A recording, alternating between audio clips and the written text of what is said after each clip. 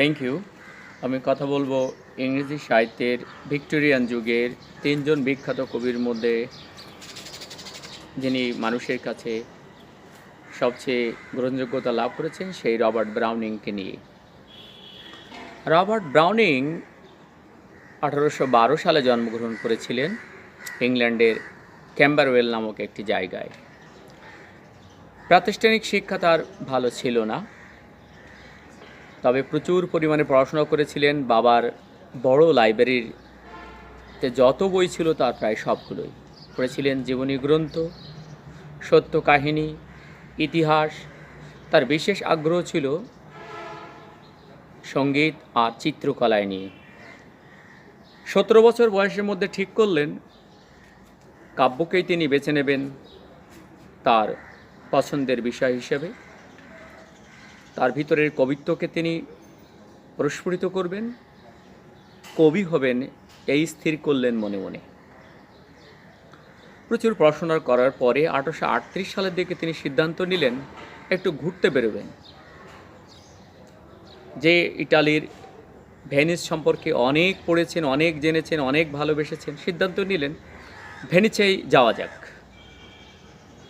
ভেনিসে গেলেন, অনেক ভালো লাগার কারণে সেখানে থেকে গেলেন ৬ বছর। ইতোমধ্যে এক ঘটনা ঘটে গেল। এলিজাবেথ ব্যারেট নামে এক মেয়ে, সেও কবিতা লেখে, সেও রবার্ট ব্রাউনিংয়ের নামে একটা কবিতা লিখে ফেলল। তাতে প্রচুর স্তুতি করলেন রবার্ট ব্রাউনিংকে নিয়ে। রবার্ট ব্রাউনিং মজে গেলেন। শুরু হলো পত্র বিনিময়, দেখাশোনা। সেখান থেকেই ভালো লাগা।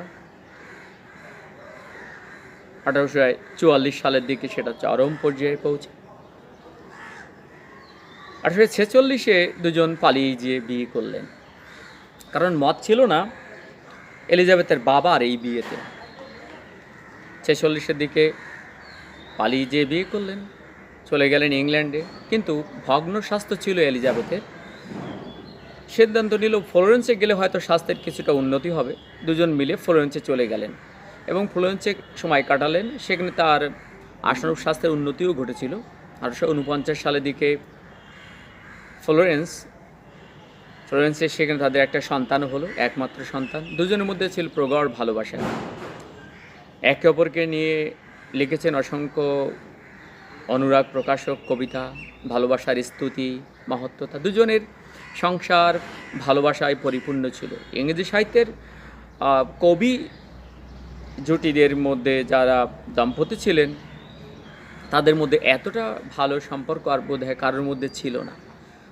সেই সিলভিয়া প্লাথ চেডহুজ আমরা জানি তো, দা কুমড়ার সম্পর্ক ছিল। আর মেরি শেলির মধ্যেও সম্পর্ক খুব ভালো ছিল না। কিন্তু রবার্ট ব্রাউনিং আর এলিজাবেথ ব্যারেট ব্রাউনিংয়ের মধ্যে দুজনের মধ্যে সম্পর্কটা খুবই মধুর ছিল। আমি এবার প্রসঙ্গে ফিরে আসি আমাদের আজকের কবিতা, যেটির বাংলা ভাষণ আমি এখানে বলতে চাচ্ছি। ফেরা লিপ্পু লিপ্পু। এই কবিতাটি ১৮৫৫ সালে লিখিত, প্রকাশিত। রবার্ট ব্রাউনিংয়ের সবচেয়ে বিখ্যাত যে কাব্যগ্রন্থ আছে ড্রামেটিক মনোলগের ম্যান অ্যান্ড উইমেন, সেটি প্রথম প্রকাশিত হয়। এই কবিতাটি রবার্ট ব্রাউনিং এখানে একটা চরিত্র নিয়ে তিনি কাজ করেছেন। চরিত্রটির নাম ফ্রা লিপ্পু লিপ্পি। ফ্রা লিপ্পু লিপ্পির একটি ঐতিহাসিক প্রেক্ষাপট রয়েছে। ফ্রা লিপ্পু লিপ্পি একটি ঐতিহাসিক চরিত্রও বটে। ইটালির ফ্লোরেন্সের একজন বিখ্যাত চিত্রকার ছিলেন এই ফ্রা লিপ্পু লিপ্পি। ১৪১২ সালে জন্মগ্রহণ করেছিলেন। মজার ব্যাপার হলো রবার্ট ব্রাউনিং জন্মেছিলেন ১৮১২ সালে, আর এই ফ্রা লিপ্পু লিপ্পি জন্মগ্রহণ করেছিল ১৪১২ সালে, ৪০০ বছর আগের একজন চিত্রকারের জীবনে তিনি পড়লেন। এখানে আরও একটা ঘটনা ঘটেছিল। ফ্লোরেন্সের এক গির্জায় একদিন বেড়াতে গেলেন রবার্ট ব্রাউনিং এবং সেখানে দেখলেন করোনেশন অফ দ্য ভার্জিন, অর্থাৎ মা মেরির একটি পোর্ট্রেট, এবং এই পোর্ট্রেটটি তৈরি করেছিলেন ফ্রা লিপ্পু লিপ্পি। একটি দিনে তিনি উৎসাহিত হলেন এই ফ্রা লিপ্পু লিপ্পি সম্পর্কে জানার। পরবর্তীতে একজন কবি, সাহিত্যিক, ভাস্কর নির্মাতাদের জীবনী লিখেছিলেন তিনি হলেন Vasari. Lives of the most eminent of Italian painters, sculptors, architects, সেই গ্রন্থটি পড়েছিলেন রবার্ট ব্রাউনিং। সেখান থেকে তিনি রসদ নিয়েছিলেন এই ফ্রা লিপুলিপির। তার সেটা কিছুটা পরিবর্তন করে তার সাথে সংযোজন বিজয়ন ঘটিয়ে নিজের শিল্প সম্পর্কে যে ধারণা বা বোধ ছিল সেটি তিনি অনুপ্রবিষ্ট করলেন এই ফ্রা লিপুলিপি কবিতায়। ফ্রা লিপুলিপি কবিতাটি আঙ্গিকের দিক দিয়ে এটি একটি ড্রামেটিক মনোলগ, 390 লাইনের বিখ্যাত একটি ড্রামেটিক মনোলগ, দীর্ঘ একটি ড্রামেটিক মনোলগ। এর অধিকাংশ কবিতা চরণগুলো ব্ল্যাঙ্ক ভার্সে লেখা।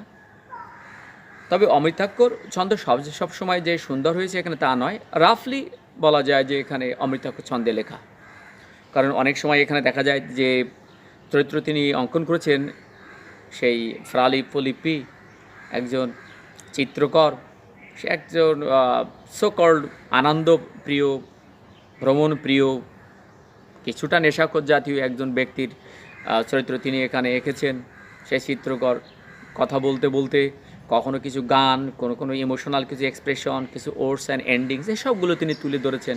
তো সেইগুলো করতে যেয়ে সর্বত্রই ব্ল্যাঙ্ক ভার্স বা অমৃতাক্ষর বজায় রাখা সম্ভব হয়নি রবার্ট ব্রাউনিংয়ের পক্ষে। যা হোক, এই ফ্রা লিপুলিপির আমি কাহিনিটা বলি। কবিতাটা শুরু হয়েছে ইটালির ফ্লোরেন্সের একটি জায়গা মেডিসি নামক, এই জায়গার একটি এলাকা রয়েছে, সেটাকে রেড লাইট ডিস্ট্রিক্ট বলা হয়। সাধারণত পতিতারা সেখানে ঘোরাফেরা করে। সেইখানে ওখানের এই মেডিসির কসিমো অফ মেডিসি যিনি ছিলেন নোবেল একজন ব্যক্তি, তার প্রাসাদের তার কিছু চিত্রকর্ম করার দায়িত্ব পেয়েছিলেন এই ফ্রা লিপুলিপি। তো ফ্রা 3 সপ্তাহ যাবৎ একটানা কাজ করে ভীষণ ক্লান্ত হয়ে গেলেন। একদিন রাত্রেতে শুনলেন তার বাসার সামনে দিয়ে কিছু মেয়ে, 2-3টে মেয়ে গান গাইতে গাইতে, হাসতে হাসতে, খেলতে খেলতে চলে যাচ্ছে। এ শুনে ফ্রার ভীষণ ইচ্ছে হলো ওই মেয়েদের সঙ্গ লাভ করার। কী করলো, বিছানা, চাদর, বালিশের ওয়ার যা ছিল সব গিট্টা দিয়ে এবার জানলা দিয়ে তিনি নেমে গেলেন। নেমে যে সেই মেয়েদের সাথে গেলেন, তাদের সাথে মজার সময় কাটালেন। ফিরে আসার পথে ঘটনা ঘটলো, তার কপালটা খারাপ। বেশ কয়েকজন নাইট ওয়াচম্যান অর্থাৎ রাত্রের প্রহরী তারা তাকে ঘিরে ধরল। এবার বেচারা যাবে কোথায় গিয়েছিলে? তার বেশ তো সে মঙ্কের বেশ। তো বললো, আমাকে নিয়ে বেশি প্রশ্ন করবেন না, ভদ্র আচরণ করবেন, আমার জামার কলার ধরবেন না।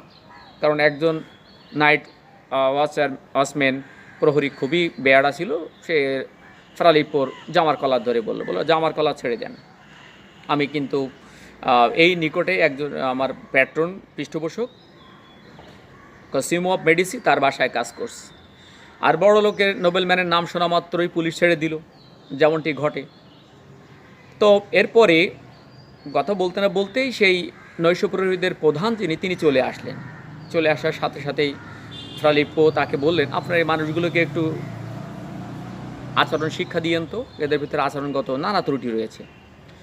তো প্রসঙ্গ টেনেই ফ্রা লিপি এবার সেই প্রধান যিনি নৈশ প্রহরীদের তাদেরকে বলতে শুরু করলেন,